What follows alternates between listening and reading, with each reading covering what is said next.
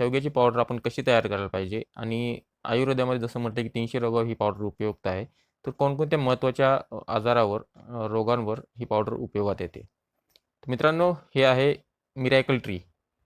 आपण याला शेवग्याचं झाड म्हणतो आणि पूर्ण विदेशात विलायती लोक याला मिरॅकल ट्री म्हणतात. ट्री फ्रॉम हेवन असं म्हटलं जातं या ठिकाणी या झाडाला. आणि आपण बऱ्याच अंधश्रद्धा या झाडाच्या बाळगून हे झाड आपण घरासमोर किंवा शेतामध्ये लावत नाही. आयुर्वेदामध्ये या झाडाचे उपयोग 300 रोगावर सांगितलेले आहेत. झाडाच्या शेंड्यापासून ते मुळापर्यंत झाडाचे सर्व भाग हे आपल्या शरीराला आरोग्यदायी आहेत आणि बऱ्याच रोगावर उपयुक्त आहेत. या झाडाच्या पानामध्ये moringa लीफमध्ये gram two gram equalization जर केलं, आपण ग्रॅम टू ग्रॅम कंपॅरिझन केलं तर 4% जास्त, 4% 4 पट कॅल्शियम हे दुधापेक्षा जास्त असतं. संत्र्यापेक्षा 3 पट जास्त विटॅमिन सी असतं. पालकापेक्षा 2 पट जास्त आयर्न असतं. दह्यापेक्षा 2.5 पट जास्त प्रोटीन असतं. केळीपेक्षा पोटॅशियम जे आहे ते केळीमध्ये जेवढं असतं तेवढंच या पानामध्ये देखील असतं. आणि विटॅमिन ए जे आहे ते जेवढं कॅरटमध्ये असतं, गाजरामध्ये जेवढं विटॅमिन ए असतं तेवढंच शेवग्याच्या पानामध्ये देखील हे आढळतं. एवढं उपयुक्त हे झाड आहे, याचा दुसरा पाला एवढा उपयुक्त आहे. आणि हा पाला आपल्या आजूबाजूला आपल्याला दिसतो, हे झाड आपल्याला आजूबाजूला दिसतं, बांधावर दिसतं आणि आपण याला वापरत नाही, याचा उपयोग करून घेत नाही. हे आपण पावडर फॉर्ममध्ये खाऊ शकतो. या पानाचा आपण सूप तयार करू शकतो. रोज सकाळी हे सूप पिऊ शकतो आपण. तसंच या पानाचा ज्यूस आपण तयार करू शकतो. मोरिंगा ज्यूस आपण या पानाचा तयार करून रोज सकाळी याचं सेवन केलं तर आपले बरेच आजार हे होण्याअगोदर दूर होतील किंवा असे आजार आपल्याला जे आजार जुनाट आजार असतात ते देखील दूर होण्यास मदत होते. या पानांची आपण चटणी करू शकतो, विविध प्रकारच्या चटण्या करू शकतो. तसंच मेथीची जशी भाजी केली जाते, गृहिणी आपल्या घरी जसं सुकी भाजी केली जाते मेथीची, तशी मेथीची भाजी देखील आपण या पानांची करू शकतो. इत्यादी उपयोग आहेत. या पानाचा सरळ सरळ आणि साधा उपाय जो आपल्याला पचेल तो म्हणजे याची पावडर तयार करणे आणि ती खाणे. ही पावडर जर आपण रोज सेवन केली तर हार्ट अटॅक्स किंवा हृदयाशी संबंधित जे विकार आहेत हे विकार आपल्यापासून दूर राहतात. आपल्याला हे विकार होत नाहीत. वैवाहिक जीवनामध्ये देखील या शेंगांचा खूप उपयोग होतो.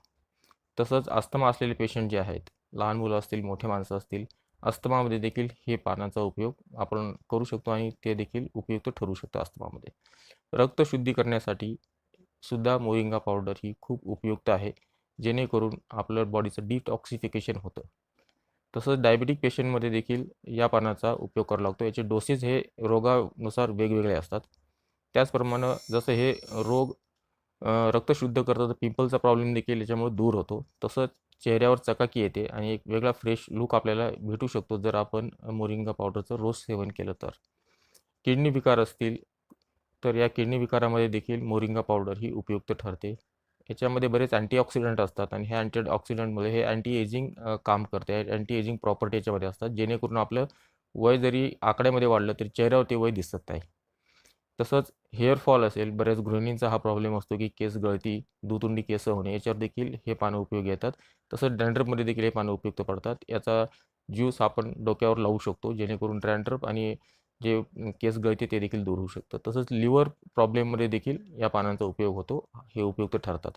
व्हिटॅमिन एचं प्रमाण जास्त असल्यामुळं डोळ्यांसाठी देखील हे मोरिंगाचे पानं जे आहेत ते कामी पडतात. कॅन्सरसाठी फाईट करतात, कारण याच्यामध्ये 46 प्रकारचे अँटीऑक्सिडंट असतात. निसर्गाच्या सोर्समध्ये नॅचरल अँटीऑक्सिडंट असतात. त्याचप्रमाणे साधे आजार जसं सर्दी आहे, खोकला आहे, घसा खवखवणे आहे, याच्यामध्ये देखील मोरिंगाची पावडर ही उपयोगात पडते. याचं आपण रोज सकाळी ॲटलिस्ट एक वेळ तरी सेवन करणं गरजेचं असतं. संधिवात असेल, आर्थरायटिस असेल, कुठल्याही टाईपचा आर्थरायटिस असू द्या, याच्यामध्ये देखील शेवग्याची पावडर ही उपयोगात पडते. याच्यामध्ये बरेच अँटी इन्फ्लेमेटरी एजंट असतात, जे जॉईंटमध्ये जे सूज आलेली असते ते देखील कमी करतात. एवढे सगळे हे तर मी तुम्हाला काही महत्त्वाचे आजार सांगितलेत. असे 300 आजारावर म्हणजे दुसऱ्या शब्दात सांगायला गेलं तर मरण सोडून सगळ्या आजारावर शेवग्याचा पाला हा उपयुक्त ठरतो.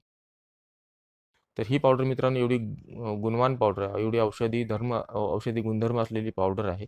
ही पावडर आपण जर रोज सेवनामध्ये फक्त 1 चमचा घेतली, सुरुवातीला याचा थोडा मसालेदार टेस्ट असतं, त्यामुळे सुरुवातीला होऊ शकतं आपल्याला ते पचणार नाही, किंवा ब्लोटिंग ऑफ स्टमक होईल किंवा असं जाड पण वाटेल आपल्या पोटामध्ये.